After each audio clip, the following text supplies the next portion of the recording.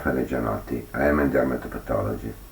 I work in the clinical dermatology department of the University of Milan, and I want to show you our experience because, as you know, Milan was the first Italian city that has been hit by the COVID infection pandemic.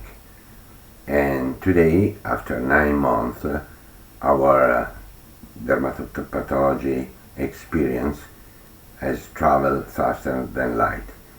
So this is the story of what happened. All the story started with this guy. This is Professor Angelo Marzano.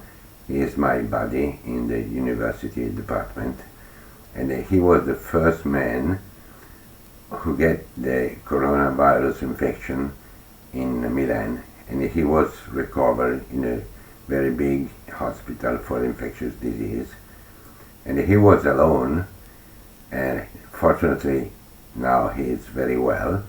But during his recovery I called him by telephone and tell him, Angelo, how are you? And said, oh, okay, I'm fine, but I have a strange skin eruption. So a green light flash in my brain, and I started to search in the file of histopathological specimen of my lab, searching for some biopsy close to a viral infection that has been taken in that period. And I get 2 slides, and I wrote this editorial in my own dermatopathology journal, Dermospaint. And I want to show this example. The patient was an 18 years old boy, and he had this eruption, maculopapular eruption. And this is the skin specimen, and you can see here is a superficial pervascular dermatitis with 1 nest of Langerhans cells here, and some Langerhans cells in the upper part of epithelium. For the rest, no, it was an unspecific skin biopsy. But as you know, Langerhans cells are the first pathogen unit that are activated when some antigen arrives, like for example drug or viral or bacterial. So I said, okay, could it be, but I'm not sure. Now I can tell you that a couple of months ago we had the opportunity to perform PCR searching for COVID-19 in the skin tissue, and PCR was positive for this patient, and the biopsy was taken I think roughly at the end of January. At the end of February we were in a big mess in Milan because we were in the initial and dramatic phases of the COVID emergency in North Italy, and the intensive care unit were at the verge of collapse, and the infectious disease specialists and the anesthesiologist had no time to deal with cutaneous manifestation caused by this disease, also because they had no knowledge about skin pathology and dermatological disease. But one time the phone rang in my office, and somebody told me, hey guy, we have a woman in the intensive care unit with the red legs, so please come to see her. So our surgeon go there in the intensive care unit department, and he took 2 small punch that I show you. So this is the first punch of a patient in intensive care unit with COVID disease severe infection in Milan. At the first glance, I was not sure about this specimen, because you see this small muscles, and I thought this could be a hair follicle, but then look at this. This is something like a leukocytoclastic vasculitis with nuclear debris and eosinophils, and this is a thrombus, this is a thrombus, and this is also a thrombus, but I was not absolutely sure, and we have the opportunity to take a second punch of this patient, and I was lucky, and I get this langular nest, and this obviously a thrombus in the small caliber vessels. And look at this area of the specimen, two small thrombi. So I was sure that this patient had vasculitis, thrombotic vasculitis, related with the infection, the COVID-19 infection. So I collect 3 patients with COVID-19 confirmed infection, and I wrote a paper, and I sent this paper to a very famous journal, but they were not so they had not the ability. It was we were in the first phase of the infection, the pandemic infection, so they did not believe about my thrombi, and so they rejected the paper.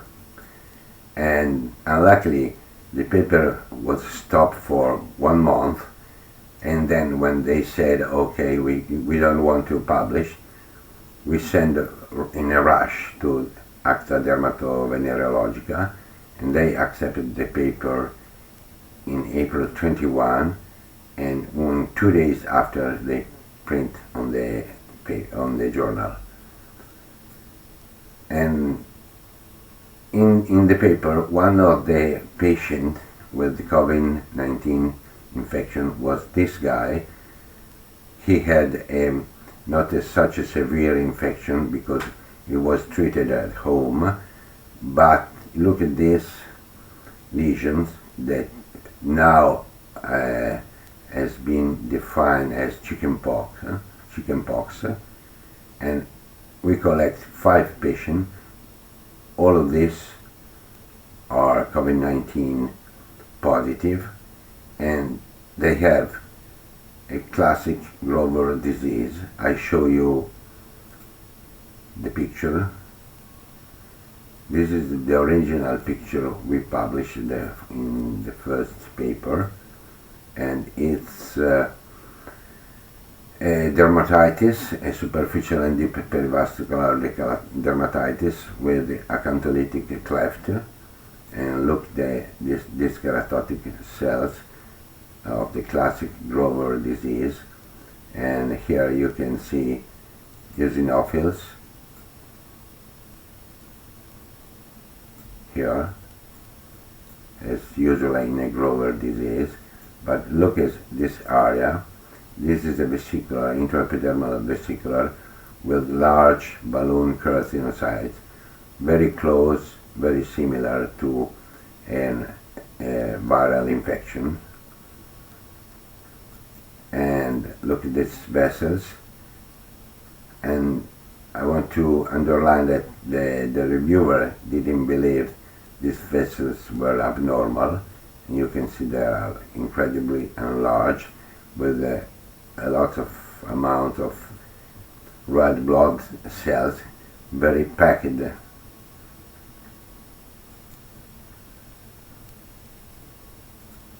And this is another slide for a second patient with the COVID disease infection, and look, same business, always Grover disease with these acantholytic cells, eosinophils, and look at this enlarged vessels with the red blood cells stacked with initial formation of thrombi and large blood vessels. So we think that most of the patient that has been classified with as a chickenpox and COVID-19 infection are in reality Grover disease, and it's not only our view from Milanese University, but also the Spanish friends, Spanish dermatologists, describe a patient with COVID-19 infection and Grover disease. We really don't know which is the meaning of Grover and COVID-19 infection. I want to remember you that in the past Grover was linked or associated with other viral diseases such as herpes or varicella zoster infection, especially in HIV patients. But what's happened in March, April 22, we saw most probably COVID-19 infected patients, and mostly were young patients from 8 to 32 years old, and the lesions were mostly Chilblains lesion and urticarial or Erythema multiforme like lesion, as this man, and very rare we found PCR swab positivity, and this guy were considered the ugly duck. And I want to remember you that Dr. Sebastiano Recalcati, my brilliant ex-resident, wrote the first World Skin and COVID-19 paper about this kind of lesions.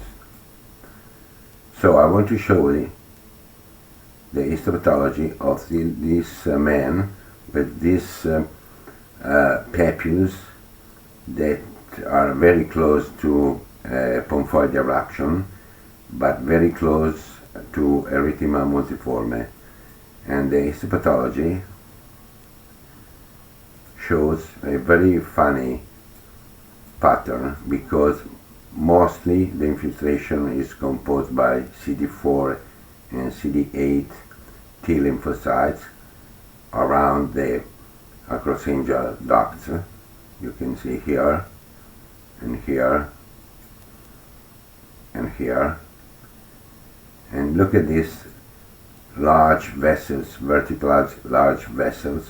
This is a clue of COVID-19 infection disease. This patient was very well. He did not perform PCR swab. And look at this dermal duct.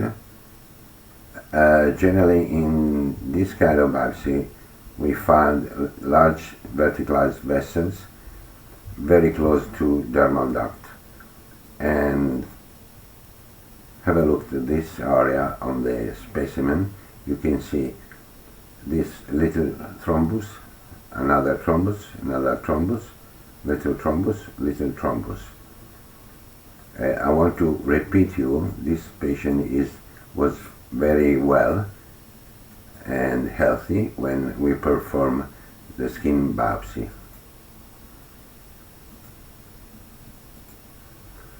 So it's very funny what I wrote. I have read in some paper about chilblains.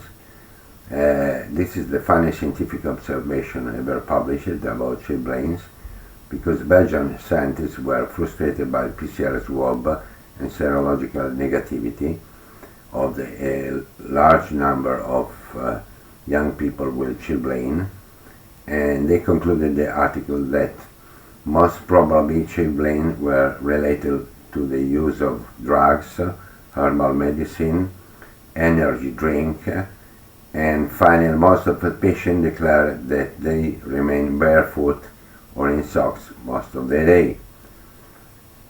And I want to remember that many patients with systemic infection, severe systemic infection, have chilblains at the hand, and many young patients in Italy, living in very hot climates like Sicily, had chilblains, and obviously they had no cryoglobulin. So Red Bull MotoGP Atom KTM team, they are sponsored by Red Bull, probably a new pandemic disease will affect MotoGP World Championship riders, and it will be labeled as Red Bull Energy Drink Chilblains. But look at this, are my foot.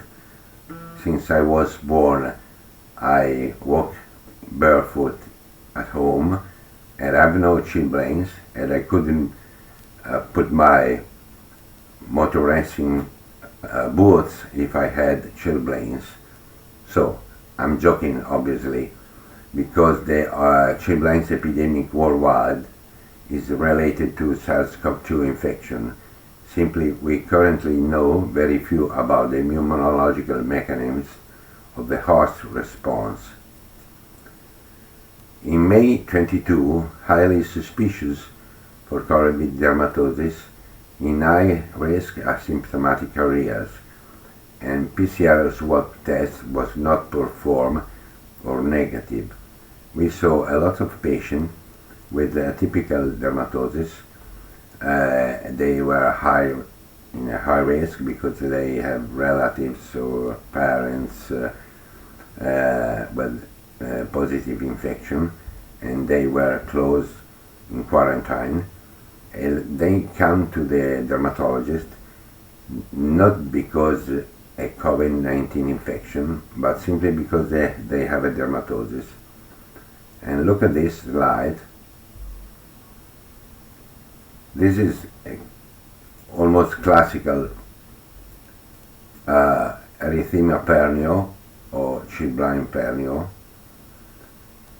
of one patient that was healthy, but he had a high risk of infection because he was in quarantine with the parents COVID-19 positive. And look, the acrosyringium, the dermal duct, totally involved by a T-cell lymphocytic infiltration. Look at the massive infiltration around the blood vessels, and look at the massive infiltration of deep eccrine glands.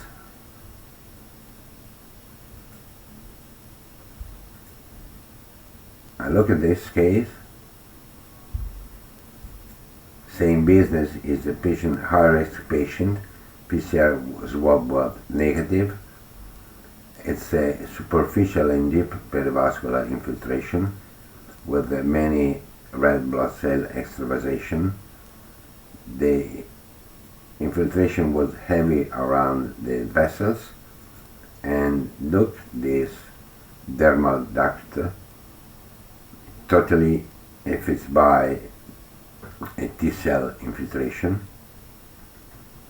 And look at the glands. My group call this kind of pattern as mini chilblain pattern because it's a chilblain in miniature. It is very common, this pattern, in our patient.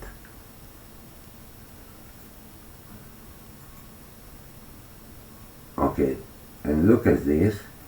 This comes from a high-risk patient with not confirmed COVID-19 infection.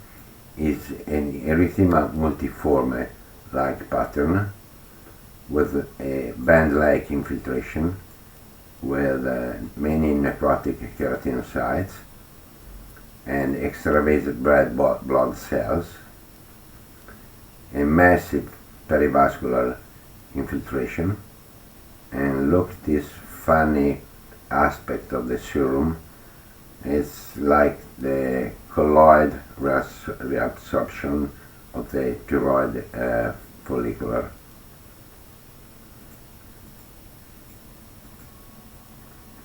And what is different from a classical type or erythema multiforme induced by drug or herpes is the involvement of the deep gland, eccrine gland.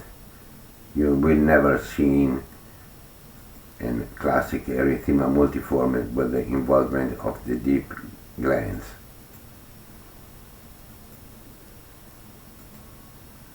And so we publish. I'm very honored because we get the cover of two journal, and our study has been performed using only ancient methods, clinical and histopathological observation, because at that time we have no other tool, no immunohistochemistry, no PCR was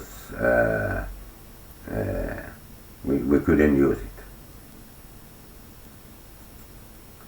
And so my friend Hans Kutzen wrote me, Bernie Ackerman was right, hematocyanin and eosin shows it all if your eyes and your brain are working properly. What's new today? Have a look. I met a surgical pathologist from Milan, Dr. Giovanni Felegara, who was one of the first guys in Italy who get the monoclonal antibody against a nucleocapsid protein of the SARS-CoV-2. And we tested the MAB on some paraffin section coming from years 2018, the section where dermatosis and basal cell carcinomas, and only occasional, in very few cases, one or two, we found a specific granular staining. So the first thing we did was to test the antibody in the first patient of Milan recovered in intensive care unit with this livedo vasculitis, and we found the staining. It's a cuticular staining of the deep gland, and this is the monoclonal antibody. Then we tested the monoclonal with other specimen. This specimen is an alopecia, necrotic alopecia, coming from a patient who had a COVID-19 systemic infection. And look at this alopecia, necrotic alopecia, and look at this thrombi in the upper part of the dermis. The epidermis was necrotic, and this is the staining of the deep gland of the biopsy. It was positive. Most of you have read this paper of Hamming in years 2004, and he searched the ACE2 protein in the skin biopsy and in biopsy of other tissue. It was searching about severe acute respiratory syndromes, and he found that this protein ACE2 is particularly expressed in the eccrine gland of the skin. Look, these are the picture of the paper, and this are the picture of our patient. So probably ACE2 protein of the eccrine gland is the gateway for the COVID-19 infection going through the skin, and probably reaching the epidermis, going through the dermal duct and the acrosyringium.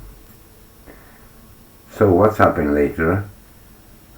We publish another paper because we collect 10 patients, 10 biopsies of patients with confirmed COVID-19 systemic infection, and we compare these 10 biopsies with 20 biopsies of clinical and histological atypical dermatosis in high-risk asymptomatic patients, and they had PCR swab negative or not performed.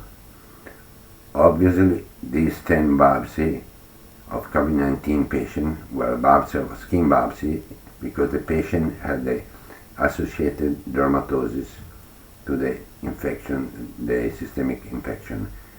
We found 4 histopathological patterns, but we didn't find any differences between the two groups. Have a look. These are pictures of the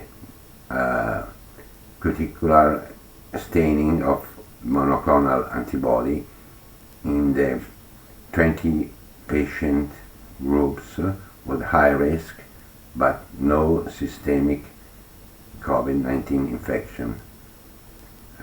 This is an acrosyringeal, and this is the upper part of a dermal duct going into the acrosyringium. Okay, the first pattern is very known, is the Turbine patterns, and this is a picture of coming from a patient of Lecco, in which my resident Dr. Recalcati works. And have a look at the hands, and have a look at these hands of this patient. Was not confirmed COVID-19 infection because the PCR swab was negative. This is a child with PCR swab positive, and this is a medium-aged man with the PCR swab negative. And I show you the picture, but it's very common. This comes from the child, and have a look. A massive infiltration of vessels with a small thrombi formation and involvement of deep eccrine glands.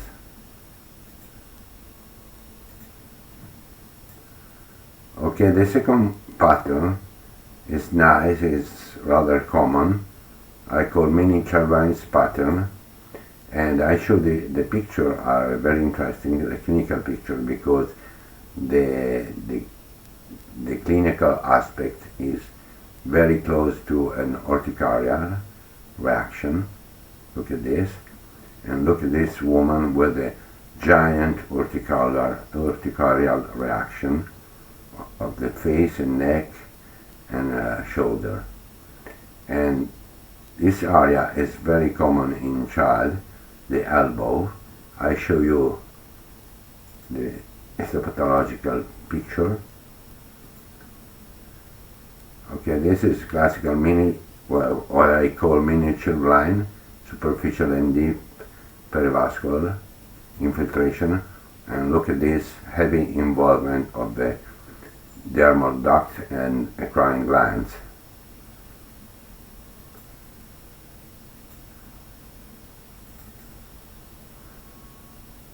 Okay, this biopsy coming from the patient with the woman with the giant urticarial lesion.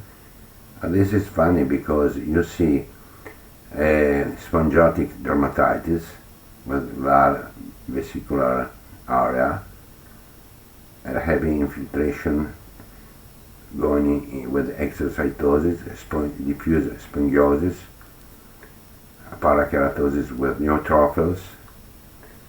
And look, this is going to be detached because there is a high edema with this strange gray aspect of the serum. And look, these vessels with the colloid-like aspect of the serum and a dense cuff infiltration of lymphocytes. Look at this dermal duct infiltration, and this is very common. A verticalized swollen vessels in the deep part of the dermis. I have never seen an urticarial lesion with this kind of pattern is totally different from the classical urticaria, but it's very common in patients with COVID-19 infection. And this is a mini turbine lesion plus spongiotic aspect of the epithelium, very close to a photoallergic dermatitis. Have a look at this slide. This is impressive because there is a massive infiltration, perivascular infiltration here in this area. This vessel, I think they are going to form a thrombus. And look at what I told you earlier, verticalized vessels and very close to a large dermal duct. And look at this funny aspect, vacuolated aspect of the serum.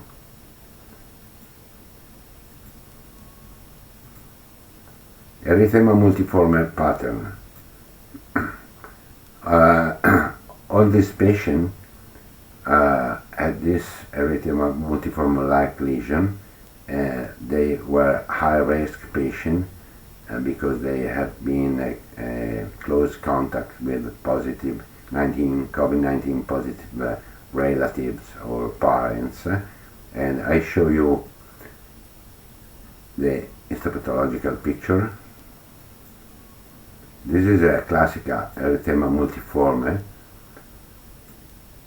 with necrotic keratinocytes with cytolytosis of lymphocytes, but look, these extravasated red blood cells, the verticalized vessels is absolutely very common clue in this form, and in the deep part of the punch you can see this gland surrounded by lymphocytes.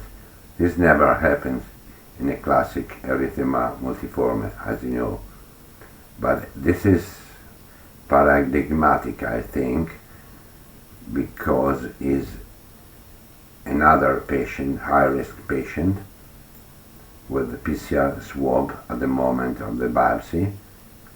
Look at this lymphocytes.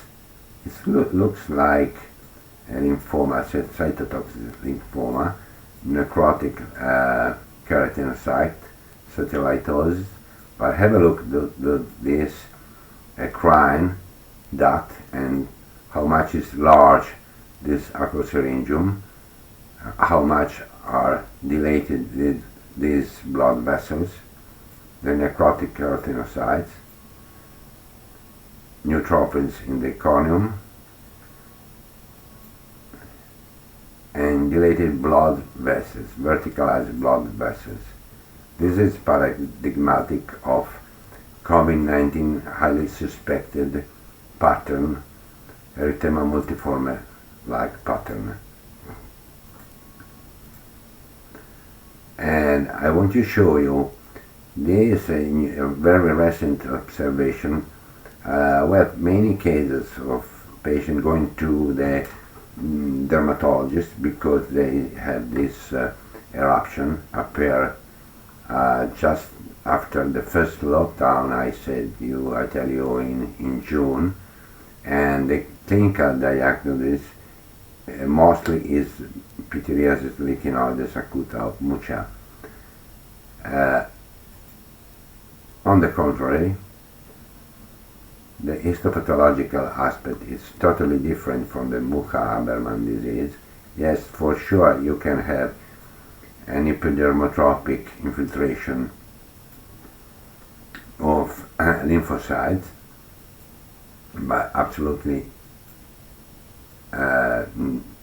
different from the Mucha. But what's very interesting is the massive vessel infiltration, the edema in the papillary dermis, and the verticalized vessels going through an eccrine gland that is involved by a T cell infiltration. So it's an absolutely new pattern, never described in other diseases previous the COVID-19 infection. The vasculitis pattern. Okay, this is a very young boy, is 17. This is the famous first patient in Milan. This woman had this vasculitis, chilblain in very early phase. This children, the young boy was PCR negative the first time he did the biopsy. The same this woman, and this man who had this rash eruption very close to viral or drug eruption. I show you the picture of the boy. And look at the vessels. There are small thrombi vessels in the upper part of the dermis.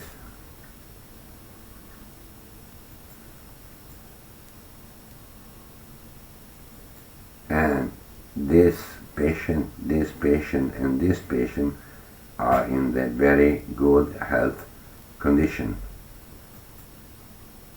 What's new again? PCR on paraffin section. Okay, we started a collaboration with some a surgical pathologist colleague from Milan who had a good experience in testing PCR in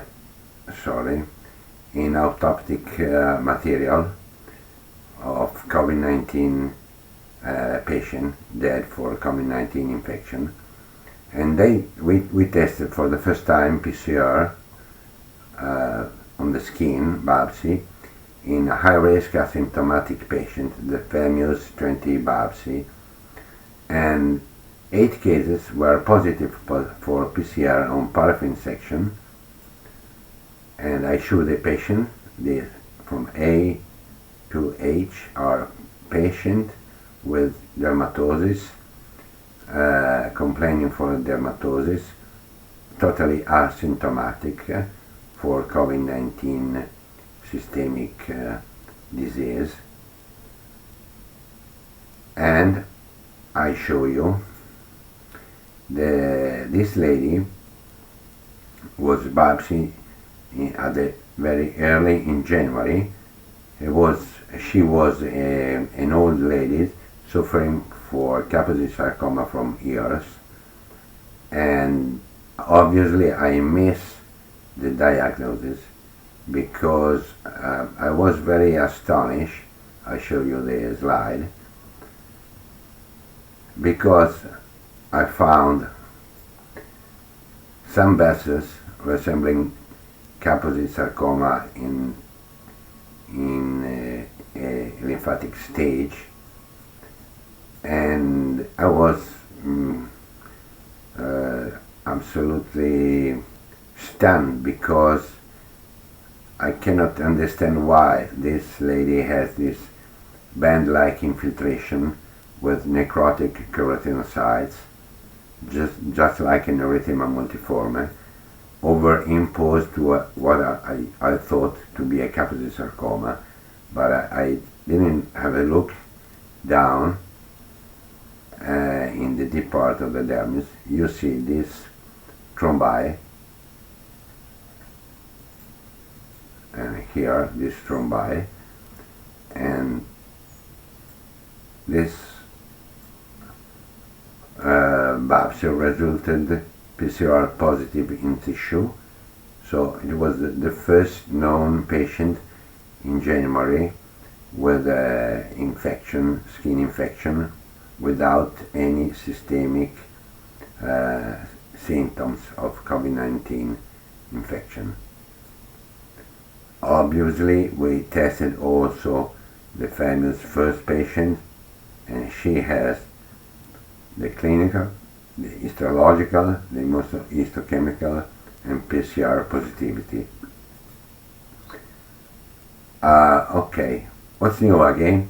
COVID-19 papillonecrotic hemorrhagic dermatitis of childhood, PNH19 dermatitis of childhood. We observe very close to my department, there is a very large pediatric dermatology department, so they see lots of kids, particularly in periods of pandemic periods. And we selected 4 patients with a atypical dermatosis. And we did this study. We sent the paper to a journal, but they don't like. I'm very sorry, probably they don't like Italian COVID-19 patient. And we call PNH19 dermatitis of childhood. I show you the patient and the story. This is a 11 years old male, visited on May during a lockdown, fever, joint pain, headache, and subsequently appearance of dermatosis. The mother had contact with the subject in the systemic phase of the disease, and the subject was admitted in the intensive care unit. And the kid had a pharyngeal swab negative in April. And this is a mini childbearing pattern. And he had the positivity of immunohistochemistry, where some trouble with in situ hybridization, but was no good in this study. But we understood that later that we had some technical problems. This is a female, 14 years old. We saw her for the first time in July. The dermatosis appeared on June. Absence of systemic symptomatology from COVID-19. No apparent contact with individual at risk. And the dermatosis initially appeared in the upper and lower limbs, then rapidly spread into the trunk. I show you the slide. Obviously the immunohistochemistry was positive, and this is a superficial and deep perivascular dermatitis, but it's a band-like dermatitis, not like an Erythema multiforme, but with heavy exocytosis, lymphocytic exocytosis, red blood cell extravasation, a dense perivascular infiltration, and look at this same business, the same verticalized swollen vessels. Oh, this is incredible, because a 10 years old male visited on July, dermatosis appeared on June, absence of systemic symptomatology from COVID-19 infection, no apparent contact with individuals at risk, and clinical diagnosis was pityriasis lichenoides acuta, Mucha-Habermann disease. And okay, have a look to the slide. Okay, this is a diffuse thrombosis of small vessels in the upper part of the dermis with necrotic epithelium with massive exocytosis. The epithelium looks like similar to those observed in fixed drug eruption, but I think it's related to the vascular thrombosis. But look, heavy glandular infiltration. Okay, this histopathological aspect you could see in the past in patients with severe coagulopathy, or just like antiphospholipid syndrome or coumarin necrosis syndrome, Obviously, this was not the case of this patient because the lesion disappeared in a couple of months, leaving an atrophic, slight atrophic scar or hypopigmentation. And the last patient, well, she had the we saw her 77 years old female. We saw her the first time in July, but the dermatosis appears suddenly in January. In fact, mostly of the lesions are going to disappear, leaving an atrophic and hyperpigmented area.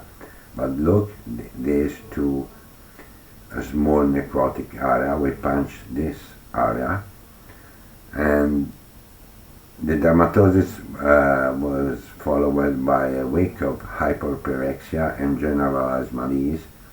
The sister showed concomitant hyperpyrexia without showing skin symptoms. The mother is a healthy working in COVID-19 department, and in May the mother had a febrile symptoms, and only the mother performed PCR swab and was negative.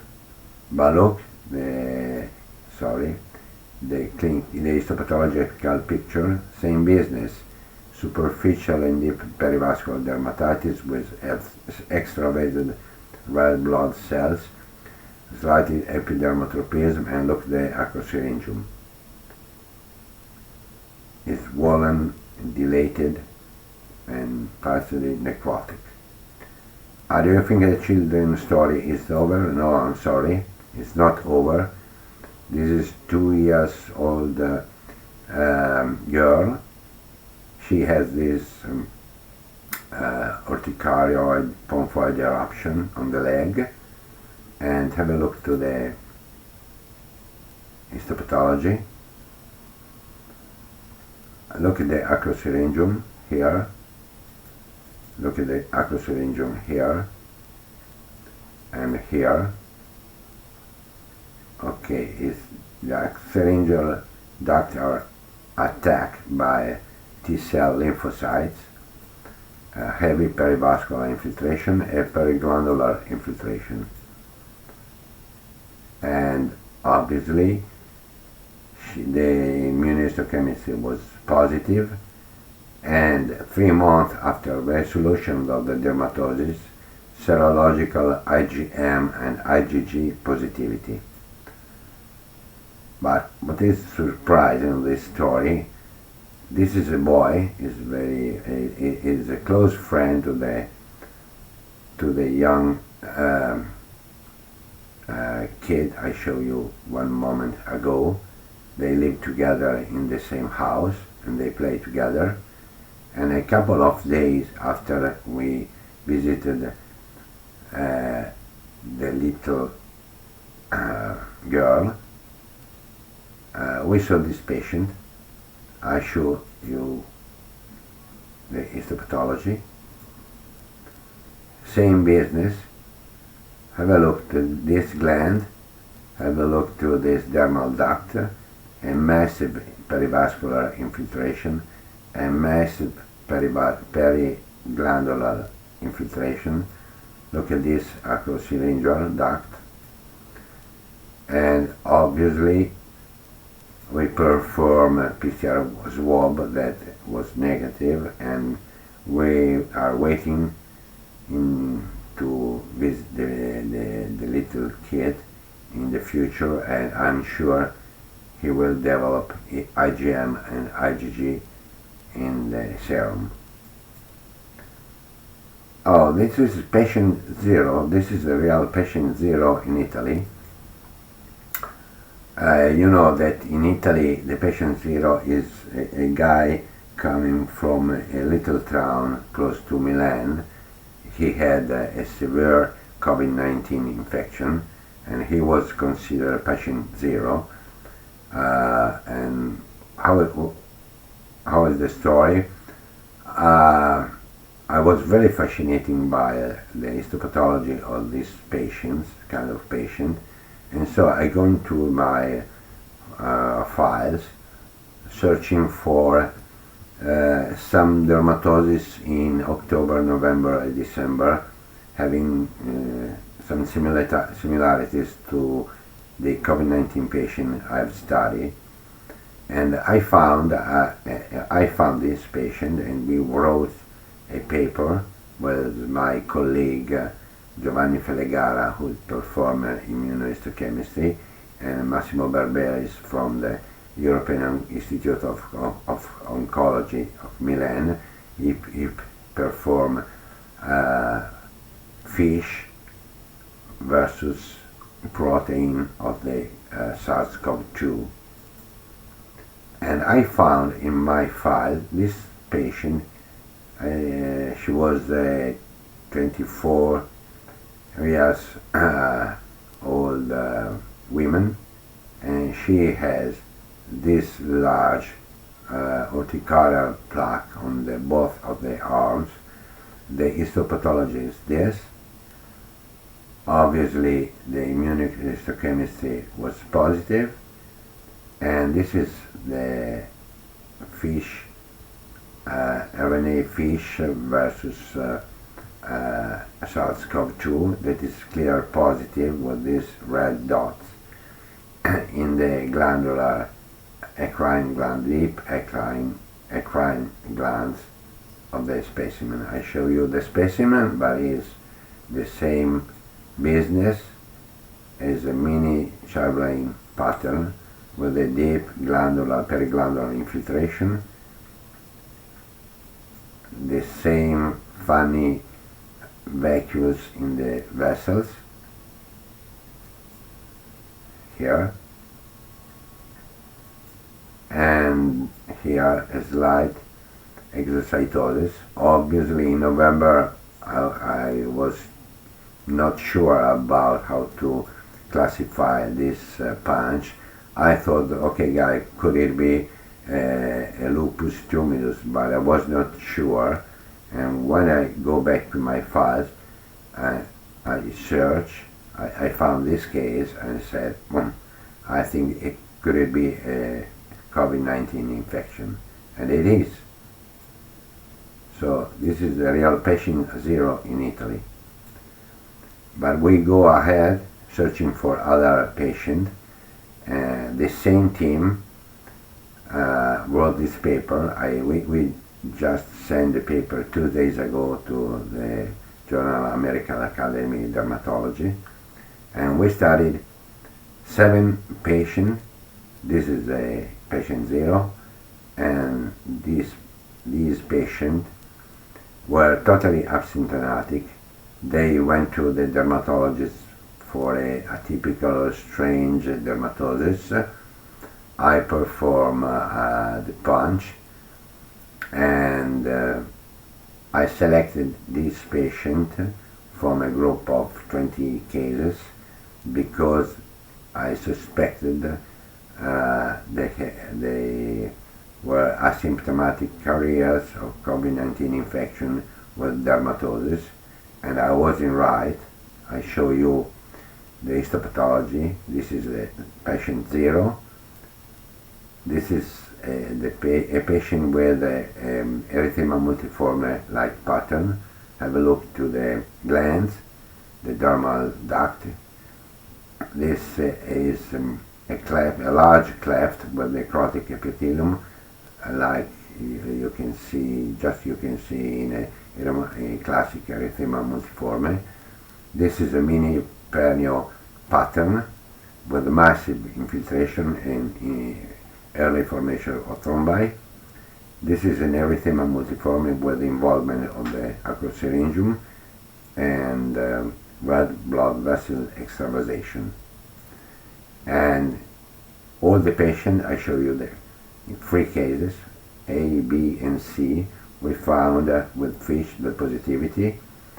To be sure, my colleague Barberis wash out the RNA and try to be sure about a false positivity, as you can see in this picture. After washing out the RNA, the specimen is negative. And these are the picture of the immunohistochemistry of this patient. Okay, I'm not sure about asymptomatic carrier, but I can tell you that just after the end of the lockdown, looking at the routine basal cell carcinoma, nevi melanoma, I looked at some strange feature. This is a ruptured cyst, and look at the vessels. Obviously, this patient went to the surgeon, plastic surgeon, or to the dermatology surgeon for excision of different kinds of neoplasm. And I think this is funny. I'm not sure, but I think this patient could be asymptomatic carriers with no dermatosis, and probably the manipulation of the surgical treatment could easily stimulate thrombosis, but this is just my thought. The virus in the vessels can easily induce thrombosis. And to be sure, we performing just one case, the immunohistochemistry, and you can see this positivity in the cuticular part of the glands, and this is a thrombus in the very early phase. So just remember the clues: acrosyngel duct enlarged, dermal duct infiltrated by T lymphocytes, massive infiltration, perivascular infiltration, dermal duct infiltration, verticalization of the vessels, and mini thrombi.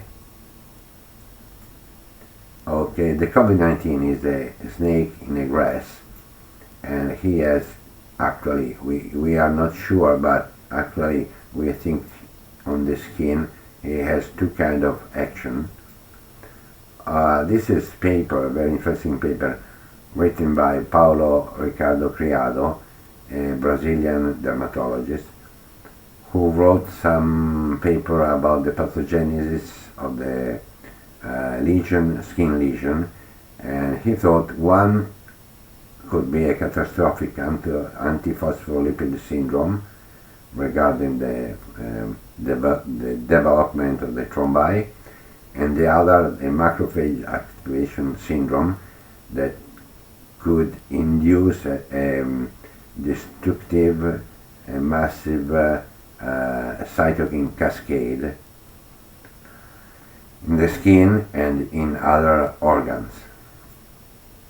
So this could explain why we have some Erythema multiforme-like pattern. I'm speaking about the cytokine cascade. If we go to these rows explaining what's happened when herpes virus infected the keratinocytes, inducing the Erythema multiforme, expression of the virus DNA by the keratinocytes. The keratinocytes became just like a zombie, and so they activated the cytokine cascade, activating CD4, Th1 T lymphocytes and T cell, NK cells and monocyte, and these cells go directly to the keratinocyte itself, destroying it. Could this hypothesis works well also for the SARS-CoV-2? I don't know, but it's a hypothesis explaining why we see lots of skin biopsies with Erythema multiforme-like lesions. I want to remember you that cutaneous Zika virus infection shows necrotic keratinocytes 2. This is RNA single coil virus. And in measles in child, this is an old paper of Brazilian guys, and look funny because also in this virus infection the acrosyringeal duct is severely damaged, and we can see necrotic keratinocytes. What about the mechanism of thrombosis? There are lots of hypotheses. This group coming from Italy, this guy are a surgical pathologist. They study autopsy, lots of autopsy, and they think that antiphospholipid syndrome does not match with the COVID-19 induced thrombosis. And Cinzia Magro, who is a very expert and brilliant dermatopathologist from New York City, she studied a lot the thrombotic pathogenetic mechanism in vivo in some patients and mostly on autopsy. She thinks that is an inactivation, uncontrolled activation of coagulation cascade inducing thrombi in skin and in lung and in other organs due to an alteration of C5b9 part of the complement. I don't know, because it's not my business. I just want simply tell you the hypothesis of other more expert colleagues about the mechanism. It's a pathogenetic mechanism. What I want to show you is this picture coming from Lamperis 101, who was the first computer system for the diagnosis of inflammatory skin disease. Heinz Kutzler and me, we did it 20 years ago. This is an antiphospholipid syndrome, and have a look to this small thrombi. I was surprised because they are very, very similar to the thrombi we observe in COVID-19 patients with dermatosis. So, the final part of my presentation, the final problem. I show three very short stories: the strange case of the woman sentenced to death, the strange case of the thrombotunnel, the strange case of thrombotic treponema. 58 years old woman. She suddenly suffered of face paresthesia during dinner with family. This happened in the first lockdown of Milan, this means in March. She was recovering in the hospital, and neurological diagnosis: multiple sclerosis, neoplasia or vasculitis of central nervous system. Luckily, she had also skin lesions, not very, it looks like more scratching lesion or prurigo-like lesion, but there was a biopsy in the late stage, and we did not have many clues except for a massive infiltration around the vessels. But she has the positivity of monoclonal antibody in the deep gland, and luckily after 3 months she is alive with almost complete neurological recovery. So I think the virus involved the central nervous system and the skin. The strange case of the thrombotunnel, look at this biopsy, look at this punch, have a look at this tunnel. Obviously is sarcophagus scabiei in the tunnel, and this is scabia. But what surprised, stunning me, was the absolutely incredible hyperplasia, vascular endothelial hyperplasia in the upper and deep part of the dermis, with many thrombi. And in 35 years of dermatopathology, I really have never seen a scabia with this kind of vascular hyperplasia and thrombi. Finally, the strange case of thrombosis treponema. This is strange, first because 60-year-old woman with a secondary syphilis is not common. The syphilis was confirmed serologically.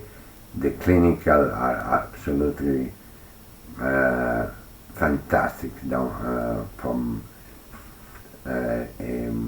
iconographical point of view. And look at the picture of the skin. We have a band-like infiltration, but with very few plasma cells. The treponema pallidum was present in the vessels, but we see an incredible vessel hyperplasia, very similar to the previous patient, with thrombi formation. Also, this is the first time I see a secondary syphilis, a biopsy, a skin biopsy of secondary syphilis with this kind of vascular hyperplasia. Is totally incredible. So, the weak point of SARS-CoV-2 is the skin.